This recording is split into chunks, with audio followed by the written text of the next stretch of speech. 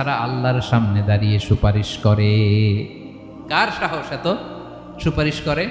মনে করছেন বাবার দরবারে গেছেন, বাবা আপনার সুপারিশ করে জান্নাতে নিবে নাকি? আরে বাবার খবর কি হবে ওটাই তো বাবা জানে না।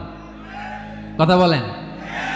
আপনি যে পীরের দরবারে যে সিজদায় পড়ে রইলেন, ওই পীরের অবস্থা কি হবে ওটার কোনো গ্যারান্টি আছে? এই সহজ হিসাবটা বুঝে না। আপনি যেই দরবারে যে মাথা ঘষেন, যেই দরবারে যে সেজদা দেন, যেই দরবারে যে মানত করেন, যেই পীরের পায়ের মধ্যে পড়ে থাকেন, ওই পীরের অবস্থা কি সেটাই তো সে জানে না, ঠিক কিনা? কেউ সুপারিশ করতে পারবে না। তবে হ্যাঁ, আল্লাহ যদি কাউকে দয়া করে অনুমতি দেয় তাহলে করতে পারবে, তাহলে পারবে। সেই কিয়ামতের দিনটা বড্ড ভয়ঙ্কর, কেউ সুপারিশ করার সাহস পাবে না। আরে আমার অবস্থা কি আমি জানি না, আমি আবার কারোর জন্য সুপারিশ করবো?